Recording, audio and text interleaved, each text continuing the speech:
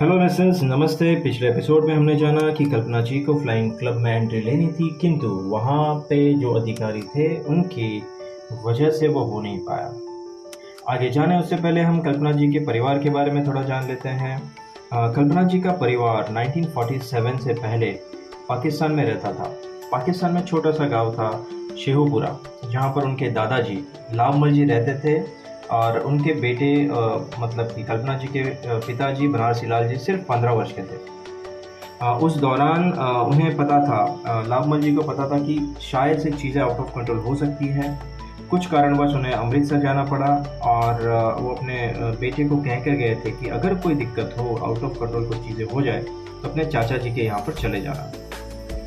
लाभमल जी अमृतसर गए हैं और उसी दौरान ये डिक्लेयर हो जाता है कि इंडिया और पाकिस्तान के दो टुकड़े कर दिए जाएंगे। दो इंडिविजुअल स्वार्थी लोगों के पर्सनल स्वार्थ की वजह से भारत माता के दो टुकड़े कर दिए गए। उन दोनों इंडिविजुअल्स का नाम मैं नहीं लेना चाहूँगा, पूरी दुनिया उनका नाम जानती है कि उनके पर्सनल स्वार्थ की वजह से, आकांक्षाओं की वजह से लाखों लोगों ने अपनी जान गंवा दी थी।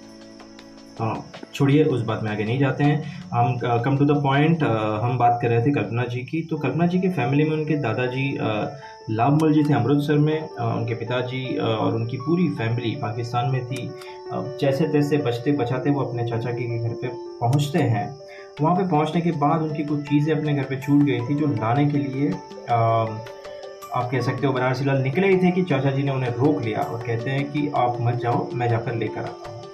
चाचा जी जो जाते हैं वापस आते ही नहीं हैं, ना उनकी कोई खबर आती है। 15 साल के बनारसी लाल जी को एक बहुत बड़ा डिसीजन लेना था कि अब आगे क्या करें। पिताजी से कोई कांटेक्ट नहीं था, चाचा जी का कोई कांटेक्ट हो नहीं रहा था, तो अल्टीमेटली उन्होंने डिसाइड किया कि हमें भारत जाना है। वो पूरे परिवार को लेकर स्टेशन जाते हैं। स्टेशन में इतनी ज़्यादा भीड़ होती है कि आप पूछो मत। जैसे तैसे वो अपनी फैमिली को उस ट्रेन में चढ़ाते हैं और खुद दोनों ट्रेन के बीच में गैप, दोनों डब्बे के बीच में जो गैप होता है, उस गैप पे वो बैठ जाते हैं। वो जो सफ़र होता है वो इतना टफ होता है, उनके पास खाने के लिए कुछ नहीं है, पीने के लिए कुछ नहीं है। कुछ स्टेशन बीतने के बाद बनारसी लाल जी वहीं पे बेहोश हो जाते हैं। उनका परिवार उन्हें जैसे तैसे करके होश में लाता है। पानी, गंदा पानी वहाँ पे होता है, उसी पानी को उनके मुंह पर डाला जाता है, उनको पिलाया जाता है और वही बचा कुचा जो खाना उनके पास था उसी से गुजारा करते हुए 6 दिन, दोस्तों आप इमेजिन कीजिए, 6 दिन का सफ़र उन्होंने डर में, इस खौफ में बिताया होगा, क्योंकि रात को जब ट्रेन रुकती थी तो मारकाट मचती थी, लोगों को मार दिया जाता था, ऐसी सारी घटनाएं हो रही थी।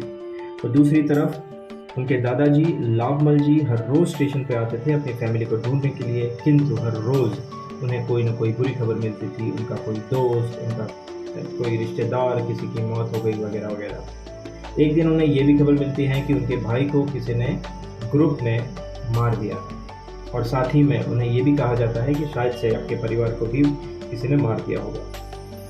फिर भी वो अपनी हिम्मत नहीं हारते हैं, कंटिन्यू वहाँ पर आते हैं। और एक दिन, यू कैन इमेजिन, एक दिन वो आता है जब पूरा परिवार एक दूसरे से मिलता है। आप उस मोमेंट को इमेजिन ही कर सकते हो कि क्या वो मंज़र रहा होगा जब इतने कड़े, आप कह सकते हो कि परिश्रम के बाद, इतने लंबे सफ़र के बाद एक परिवार एक दूसरे के साथ मिल रहा है।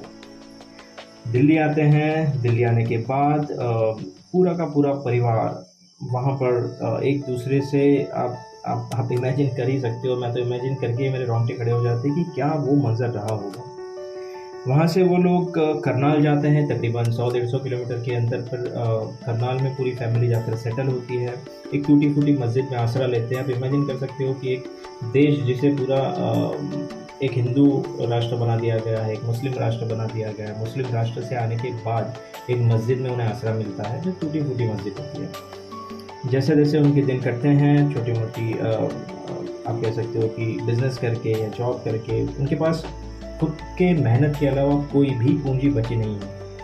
खुद की मेहनत पे ही भरोसा रख के वो अपना कार्य स्टार्ट करते हैं। धीरे धीरे वो स्टेबल होते जाते हैं।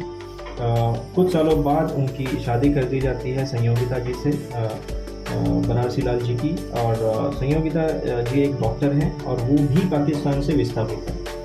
तो दोनों भी परिवारों को अपना दुख दर्द सही तरीके से पता है। कुछ सालों बाद आप कह सकते हो कि लाभमल जी के मन से वो जो 1947 का जो दर्द था वो अभी मिटा नहीं था। तो वो अपना एक आश्रम खोलते हैं जहाँ पर वो बहुत सारे दुखियारे लोग हैं, अकेले लोग हैं, उनकी सेवा करते हैं। उस आश्रम का नाम है निर्मल कुटिया। उनके जाने के बाद निर्मल कुटिया को उनके जो अनुयायी थे, उनके जो शिष्य थे, उन्होंने उस आश्रम को आगे कंटिन्यू किया एंड आज भी वो आश्रम चल रहा है। तो आप इमेजिन कर सकते हो कि ये जो पूरा सफ़र रहा है, ये जो पूरी ट्रेजेडी रही है या ये पूरा स्ट्रगल रहा है, इस पूरे स्ट्रगल को बनारसी लाल जी ने अपने जीवन में जिया है और उन्हीं के संस्कारों की वजह से कल्पना जी में वो हिम्मत, वो जज्बा और वो सारी चीज़ें आई थी।